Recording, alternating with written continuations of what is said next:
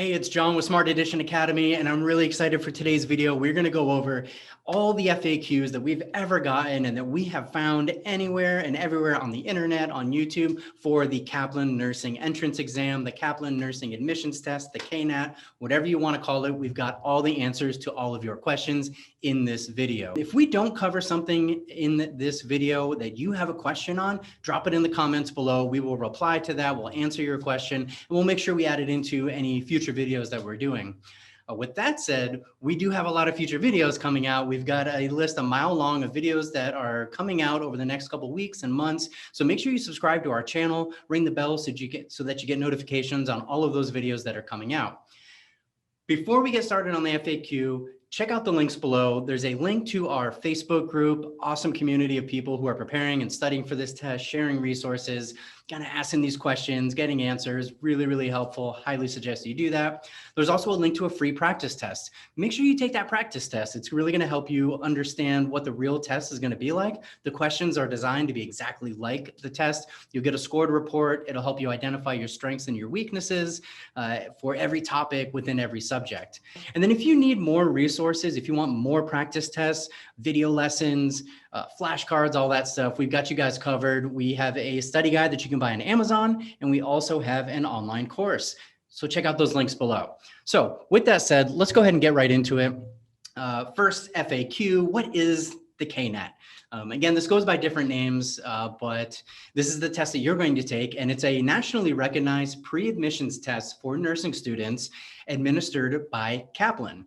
And this test really is required in order to apply for nursing schools or any allied health professional program. So like dental hygienists, things like that. A lot of those types of programs will require the Kaplan nursing exam.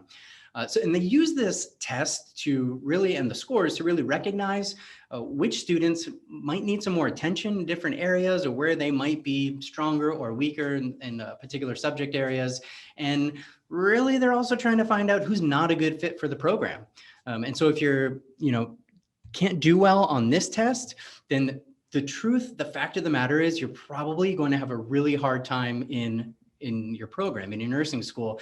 And the truth is, if you think that this test is hard, you should try going to nursing school and any other type of program.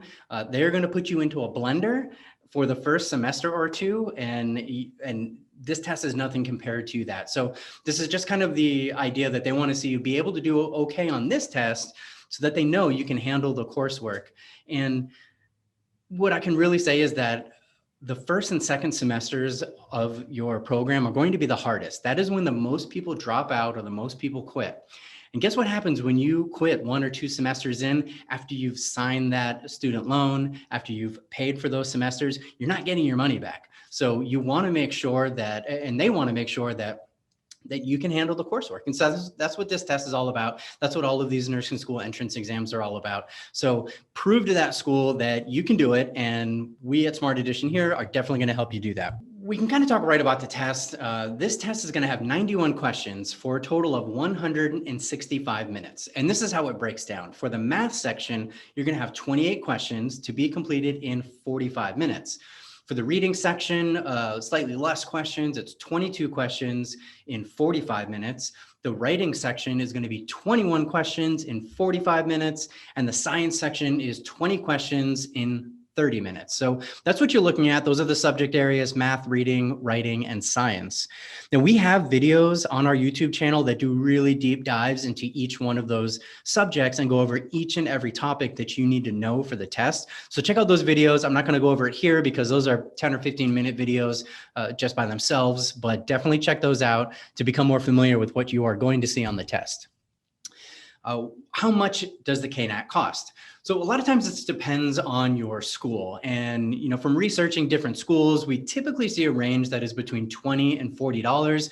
So it's really not as expensive as other tests like the TEAS or the HESI, but you do need to check with your school and your program you're applying to see what they're charging for that.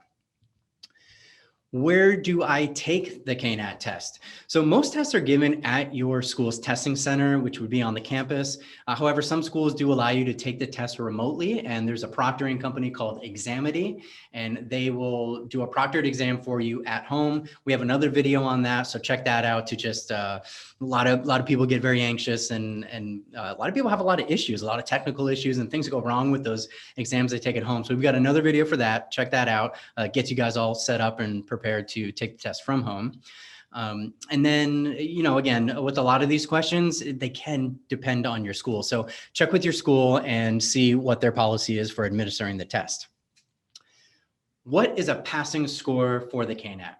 So the passing score, again, will be a little bit different for each school, and it can vary. Typically, we see score requirements between 55% and 80%. That's just a rough range.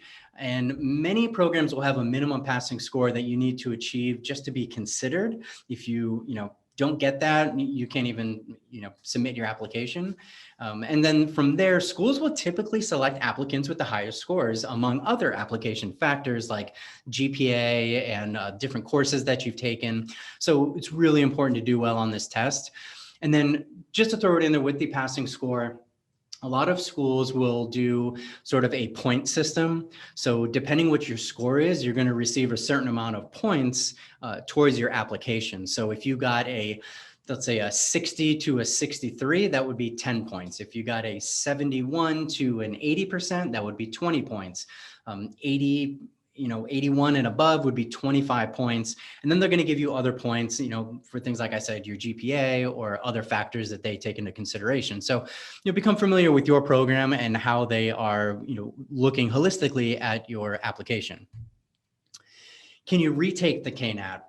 In most cases, most schools will let you take the KNAT. However, again, every school has different requirements, and what those requirements are going to differ between those schools is, how many times you can retake it, whether that's 2 retakes or 3. And then a lot of them will have different requirements for how long you need to wait in between taking those. So, typically we see something like schools will make you wait 30, 45, 60 days before you can retake that test.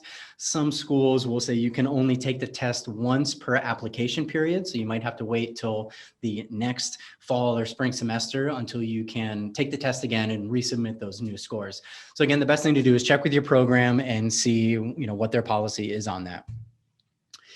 How long does it take to get your results? You'll get your results right away. You'll get your score immediately upon completing the exam, and then your score will also be immediately sent to the school or program that you are applying to.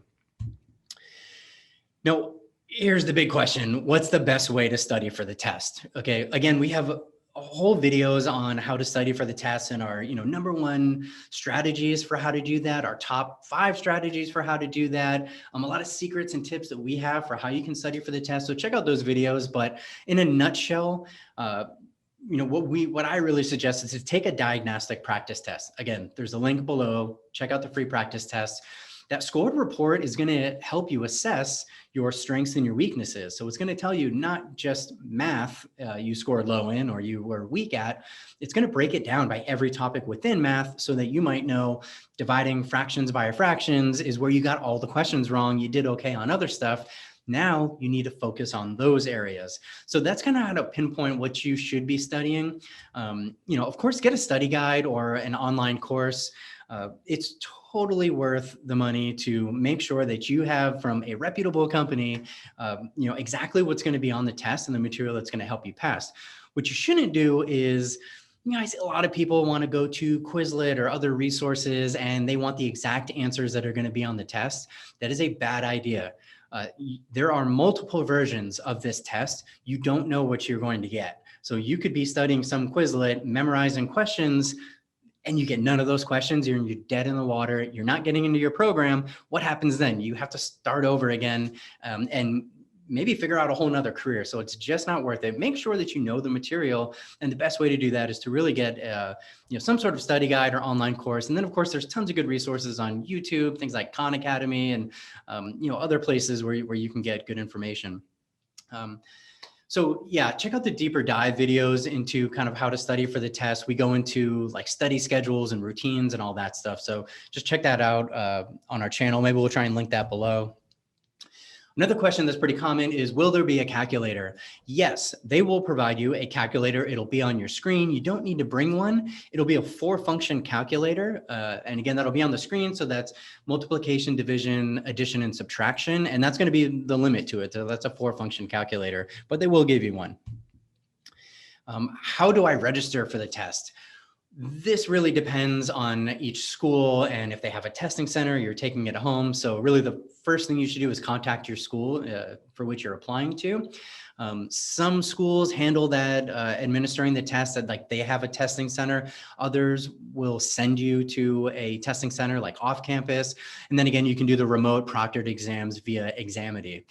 And your school will provide you with the very specific instructions on how you do it and what you need to do. So really the best place is to go to your school program, your admission counselor, whoever's kind of guiding you through that process. You can check with them.